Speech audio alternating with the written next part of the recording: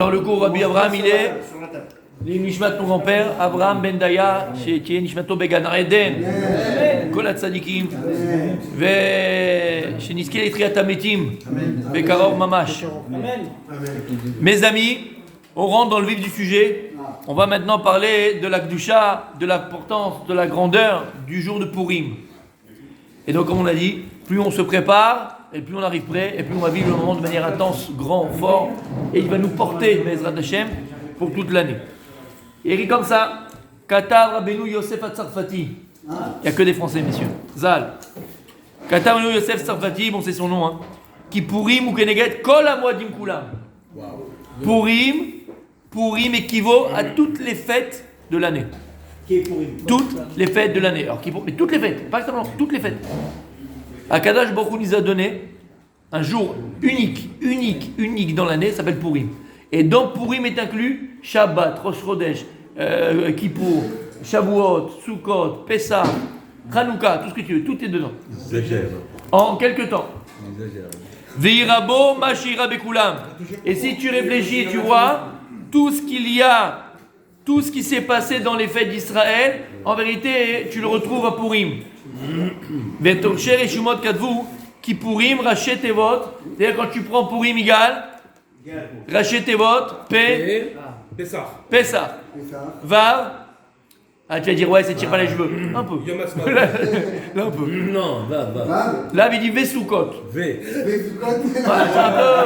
C'est un peu bon, c'est un peu. Igal, ne dis rien.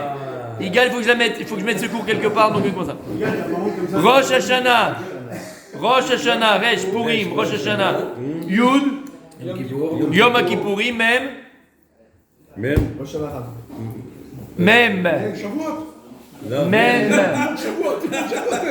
Vous avez fait l'ulpan, les amis? Même. Matan Torah. Mais dis-le, Matan Torah, c'est un Shin Shavuot. Ça marche pas avec Shavuot. Il faut mettre mieux. Et donc tout est inclus, tu vois ça en remèze dans Purim. Ve'achol Adam. Alors qu'est-ce qu'il y a? Non mais le Sukkot c'est le meilleur. Non mais ouais, il est magnifique celui-là.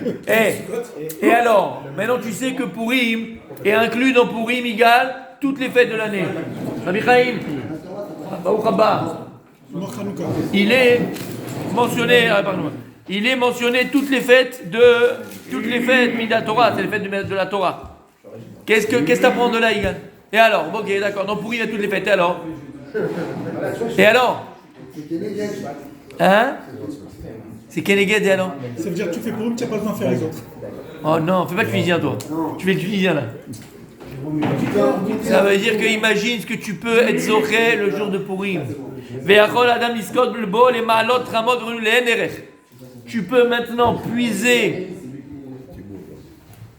Ça va, c'est bon? C'est uniquement à cause des otiotes ou il y a d'autres raisons? Non, on va le voir. Non. Ça c'est remez, ça c'est un remez. Ça dit, il y a le pshat, le remez, le drash et le sod. Attends, on est dans le remez. Tu peux maintenant être zoré de toutes les ma'alot ou chaniot. C'est bon. Tu me parles, je te réponds. Tu fais que parler depuis tout à l'heure. Il y a un cours, hein? Il arrête. Je sais pas, non, pas pour moi, mais. Si, pour lui aussi. Bien sûr. Pas pour toi, il a dit oui, lui aussi. Vous me dites, hein. On a une bar mitzvah, on peut partir tout de suite. Hein. On fait quoi là? En même temps, on est là, on est bien. On fait quoi alors? On discute ou pas? On reste là, je suis venu là, toute la journée. Et donc pour Purim, on peut être zoché de toutes les malades rouchaniot parce que si tu te prépares comme il faut, tu vas puiser toute la rouchaniot, toute la spiritualité de ces fêtes en un seul jour, un seul moment. T'as pas besoin d'attendre Shavuot, pas besoin d'attendre Sukkot, pas besoin d'attendre. À Purim, tu vas être zoché de toutes ces orotes, de toutes ces lumières là, spirituelles. Mais à une condition, mon tzaddik. La première, j'en ai deux. La première, c'est que tu aies conscience. La deuxième, c'est que tu te prépares. Si tu arrives avec la fleur de fusil le jour de Purim et tu penses que c'est que boire et que manger, d'accord? Plus tu vas boire et plus tu vas manger, tu vas être Mekayem, la mise de Purim. Mechila, mes amis, mais t'es pas à côté de ton Purim. Alors attention, on dit Chayavenish le Bassoumé, Adeloyada. Ok, et c'est marrant, hein? Il y a des gens qui sont Makpidim, ils ont une Akpada, Dafka, Purim, Adeloyada. Même sa femme, il ne reconnaît plus. Et là, il est le plus heureux du monde. C'est peut-être pour ça que ça marche. T'as compris ce qu'on veut dire par là? T'as compris? C'est pas ça égal Purim. C'est boire et manger simplement, ça fait partie, attention, ça fait partie de la mitzvah. Il faut manger plus, il faut boire plus, ça fait partie de la mitzvah. Tout ça pourquoi? Tout ça pourquoi? Pour permettre au corps, qui est la matière, de s'associer à la mitzvah. Pour Purim, on arrive à plus grande ma'ala, plus grand niveau. À quoi? À Avat Hashem. Servir à Kadosh Borou à la Avat Hashem. C'est quoi Avat Hashem? C'est quoi Avat Hashem? C'est quoi Avat Hashem? C'est quoi Avat Hashem? À l'amour d'Hashem. C'est-à-dire que pour arriver à la Hava, il faut arriver à la Shlemut. La Hava, l'amour, c'est la Shlemut, c'est l'entier. D'accord? Être entier, être complet. C'est ça la Hava. Tu ne peux pas arriver à servir. Il s'entraîne. Tu t'entraînes, c'est bien. Ça, il s'entraîne. C'est pour ça que à Purim, on tzaddik. C'est pour ça qu'à Purim, une des mitzvahs les plus importantes, c'est le mishté. Et tu vas boire, et tu vas manger, et tu vas chanter. C'est-à-dire qu'il y aura Simchat Tagouf. Lama Simchat Tagouf. Pour être appelé Kemaase Bereshit. Adam. T'arrives au tachlit de la création. C'est quoi Adam? Alev Dam. Alev c'est la neshama. Chelek le kimimal. Alufo shel olam. Dam c'est quoi? Qui Adam ou nefesh. C'est la matière, c'est le corps. Et là on va associer l'âme et le corps. Associer, marier l'âme et le corps. Et lorsque tu vas marier, comment? Monsieur, comme Kippour. Tu as besoin de Kippour pour faire tchouva. Et là, on a expliqué plus d'une fois. Mais c'est ce que je suis en train de te répondre. Faire tchouva, tu as besoin de Purim pour faire tchouva. C'est la même chose. Kippour pour faire tchouva. J'explique. Kippour, tu n'as pas besoin de Kippour pour faire tchouva. Toute l'année, c'est tchouva. Tu n'as pas besoin pour ça, pour faire tchouva, tu as besoin de Kippour. D'accord? Et là, pourquoi est-ce que Kippour, il a cette faculté-là de faire teshuva?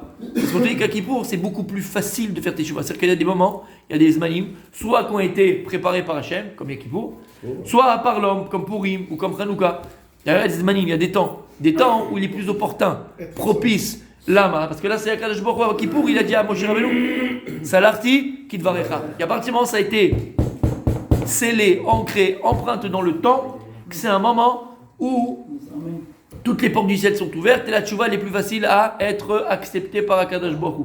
C'est pour ça qu'on dit que même, selon Rabbi Yehuda, dans la Gemara Yoma, il dit Rabbi Yehuda, Itsumo shel yom mechaper. Kippour, il dit que le Etzem du jour, le jour de Kippour, tu fais rien, tu es assis sur la chaise, 24 heures, tu fais rien, c'est comme la voiture qui rentre sous le lavage automatique. Tu la mets là-bas, après c'est, comment ça s'appelle? C'est les rails, voilà. Et les rails, elles passent, la voiture, elle est lavée. Toi, t'as même pas fait. Pareil, il dit Rabbi Yehuda, Itsumo sheyom mechaper. Alors la halakha, elle dit comme Rabbi Akiva, il faut le yom de Kippour et la tchouva. Parce que sinon, c'est trop facile. Mais ça ne veut pas dire que ce qu'il a dit, comme je l'ai dit dans la Gemara, c'est-à-dire que la Havamina, elle n'est pas vraie. C'est que c'est juste. Behemet, le jour de Kippour, il a cette force, ce koach d'être mechaper. Alors toute l'année, il n'y a pas de tchouva. On n'a besoin que de Kippour pour ça. On a expliqué pourquoi Kippour on a besoin. Pourquoi on a besoin de Kippour? Parce que Kippour c'est un jour qui est propice par le fait qu'Akajou il a déjà pardonné. Alors tu me dis pareil, j'ai pas besoin de Purim pour ça. J'ai pas besoin de Purim pour arriver à quoi? Ça veut dire qu'Akajou avec mon corps. J'ai pas besoin de Purim. Bien sûr, toute l'année c'est comme ça. Et on a le Shabbat, c'est le travail d'un juif. Mais le jour de Purim. Il dit tous les soirs, tu peux faire aussi. C'est vrai, exactement. Il prend sa petite bougie, il étudie avec des cacahuètes en face de lui. Donc tu n'as pas besoin de Purim toute l'année, et ça c'est le travail du juif. Le travail du juif, c'est d'associer le corps et associer l'âme. C'est le cours qu'on a fait, les Me'abrachot, à Yen, YouTube, tu l'as trouvé là-bas. Me'abrachot, c'était ça qu'on a dit, la tête d'Adam Arishon. Oui. Quel cours? 8869, je crois. Cours 869. Amoud Aleph ou Amoud Bet? Ah bah tu vois. Il a raison, Igal. T'as compris, Gal? Ça veut dire quoi que je viens de dire? J'ai pas fini. Pourquoi tu me dis qu'est-ce que ça veut dire? T'as compris ce que je veux dire? T'as vu ce malin? Ça veut dire que toute l'année, il faut faire, tu vois, on a dit que la tête d'Adam Arishon, il dit le Midrash, avant la faute, elle était dans le ciel et ses pieds étaient par terre. Lama, qui c'est le tafkid de nous, c'est le tafkid de l'homme, c'est le tafkid du juif. Ça veut dire quoi sa tête dans le ciel et ses pieds par terre? C'est qu'Adam Arishon, il était capable dans la faute de faire le chibour entre Olam Haba, Olam Hazé, entre le spirituel et le matériel. C'est ça que sa tête était en haut et sa tête était en bas. Et celui qui était un des premiers cours qu'on a fait quand on a déménagé ici, dans cet endroit-là, c'est le cours 718, celui qui était là, d'abord il le sait. Qu'est-ce qu'il dit le Rachem Akadosh? Qu'est-ce qu'il faisait Adam Rishon puisqu'avant la faute? Il n'y avait pas de faute. Donc qu'est-ce qu'il faisait? Comment il était? Comment il travaillait la terre avec son corps? Et comment ça marchait? Et il dit qu'il y avait le monde en haut et le monde en bas. C'était comme une maison pratique. Où tu as le rez-de-chaussée, tu as l'étage. Tu as là, il y a duplex, c'est comme un duplex. Merci, Igal. Là, il faut le réveiller un peu. C'est comme un duplex. D'accord? D'ailleurs, j'ai un duplex à placer.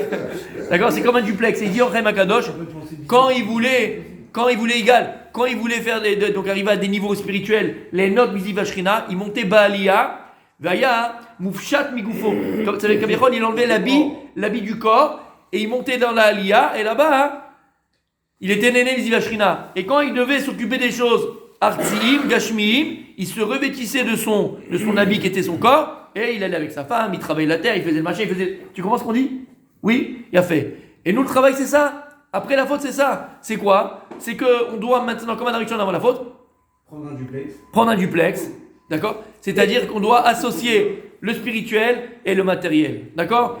Olam haba ve'olam hazeh. Vechaye olam nata betochenu. Il est là, il est là en potentiel. C'est à toi de le créer, c'est à toi de le faire, c'est à toi de le mériter. Donc en vérité, Rabbi Julien, toute l'année on doit être Adam. C'est quoi Adam? Aleph Dam. Et d'ailleurs, il y a des tachanot. On a une fois par semaine le mérite de le faire. C'est quand? Shabbat Kodesh. Il y a une mise de Onek Shabbat. Qu'est-ce qu'il y a avec Mara dans Maseret Betsa? Vas-y, tu peux le dire à tout le monde. On a déjà fait. Ouais, c'est un petit alors, Gan Eden. Presque ça aussi. Presque ça. Elle dit la Gemara dans Maseret Betsa. D'où on sait qu'il y a une Neshama Yetera Shabbat. D'où tu sais qu'il y a une Neshama Yetera Shabbat. On le sent. Arrête! Maseret Betsa! Gemara! Arrête! C'est écrit, dis-le aux gens, c'est écrit. C'est à cause de l'œuf. Et qu'est-ce qu'il dit la Gemara? Il dit que tous les Shabbats, à Kadosh Borou, qu'est-ce qu'il donne? Neshama Yetera. Rashi sur place, il dit Neshama Yetera. Comment tu expliquerais? Toi, t'es Rashi, maintenant t'es à 3. Et t'es avec ta petite plume. Comment t'écrirais maintenant Neshama Yetera? Comment tu l'expliques? Parce qu'après, tu sais qu'il y avait des brels qui allaient arriver après toi. Donc comment tu vas l'expliquer? Comment tu vas l'expliquer, Tzadik? Les odeurs sont différentes. Comment? Le manger est différent.